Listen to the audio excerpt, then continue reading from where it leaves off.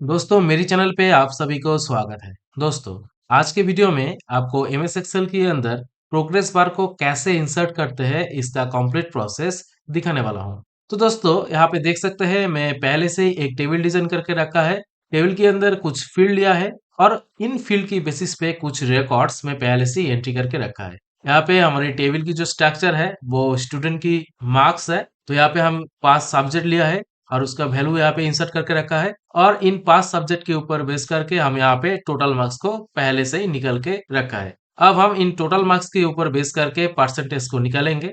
तो परसेंटेज को निकालने के लिए हम इन परसेंटेज सेल में जाएंगे।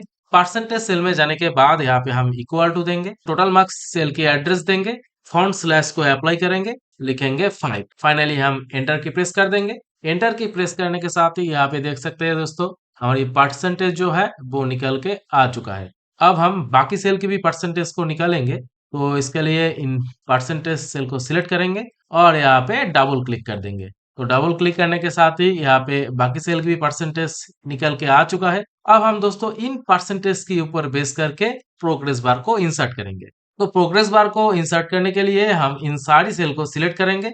इन सेल को सिलेक्ट करने के बाद हम जाएंगे होम टैब में। होम टैब के अंदर हम कंडीशनल फॉर्मेटिंग बटन पे क्लिक करेंगे।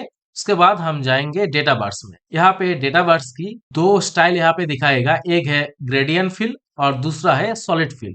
ग्रेडियंट फिल में आपका स्टाइल कुछ ऐसा दिखाएगा और सॉलिड फिल में आपका स्टाइल कुछ ऐसा दिखाएगा।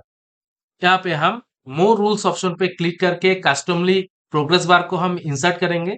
तो इसके लिए हम यहाँ पे मोर रूल्स ऑप्शन पे क्लिक करेंगे।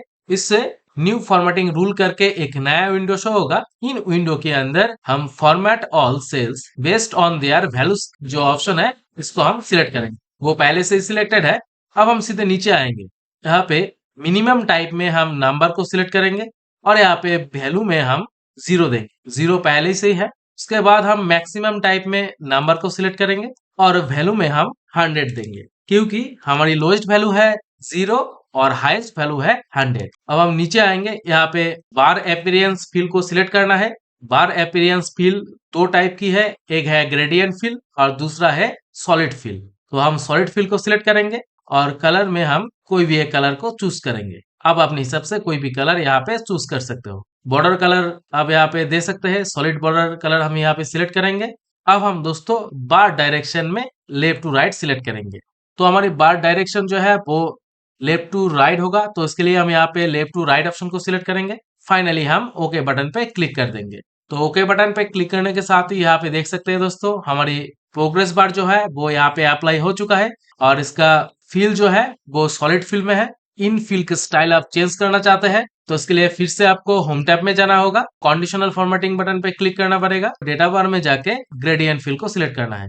यहाँ पे हम ग्रेडियंट फील को सिलेक्ट कर लेते हैं। तो यहाँ पे देख सकते हैं दोस्तों परसेंटेज की जो प्रोग्रेस बार है वो ग्रेडियंट फील में दिखा रहा है। अब हम दोस्तों कोई भी सब्जेक्ट की मार्क्स अगर हम कम कर देते हैं या तो फिर हम ज्यादा कर देते हैं तो उसी हिसाब से टोटल मार्क्स एंड परसेंटेज जो है वो कम हो जाएगा या तो फिर वो बढ़ेगा। तो यहाँ पे हम 7 नंबर रोल की हम यहाँ पे सब्जेक्ट की मार्क्स 98 कर देते हैं और सब्जेक्ट टी की भी हम मार्क्स यहाँ पे 98 कर देते हैं। टोटल मार्क्स के साथ साथ प्रोग्रेस बार भी यहाँ पे बढ़ रहा है। इन सब्जेक्ट की मार्क्स हम कम कर 25 कर देते हैं, इसको भी हम कर देते हैं 26, इसको हम कर देते हैं 27। तो यहाँ पे देख सकते हैं दोस्तों सब्जेक्ट की मार्क्स कम करने से टोटल मार्क्स एंड परसेंटेज यहाँ पे कम हो रहा है। इसके साथ साथ प्रोग्रेस बार भी यहाँ पे कम हो रहा है। कंडीशनल फॉर्मेटिंग के थ्रू जो रूल यहाँ पे हम अप्लाई किए थे इन रूल को हम रिमूव करना चाहते हैं। रूल को रिमूव करने के लिए हम इन सेल को सिलेक्ट करेंगे। सिलेक्ट करने के बाद हम जाएंगे होम टैब में। होम टैब में जाने के बाद यहाँ पे हम कंडीशनल फॉर्मेटिंग बटन पे क्लिक करेंगे। तो कंडीशनल फॉर्मेटिंग बटन की एक ड्रॉप डाउन लिस्ट होगा। यहाँ पे हम सीधे नीचे आएंगे, यहाँ पे क्लियर रूल्स ऑप्शन पे जाएंगे, clear rules from entire sheet option पे क्लिक कर देंगे। तो इस ऑप्शन पे क्लिक करने के साथ ही यहाँ पे देख सकते हैं दोस्तों कंडीशनल फॉर्मेटिंग के थ्रू जो प्रोग्रेस बार हम यहाँ पे अप्लाई किए थे वो रिमूव हो चुका है। तो दोस्तों ये थी एक सिंपल सा प्रोसेस। इन प्रोसेस को फॉलो करके इजीली आप एमएस एक्सेल के अंदर कंडीशनल फॉर्मेटिंग के थ्रू प्रोग्रेस बार को आप अप्लाई कर सकते हो। तो आज के लिए इतना ही। अगर वीडियो आपको अच्छा लगे तो लाइक कर देना और कोई भी क्वेरी हो तो कमेंट सेक्शन में कमेंट कर देना और चैनल पे नया है तो चैनल को सब्सक्राइब कर देना। Thank you.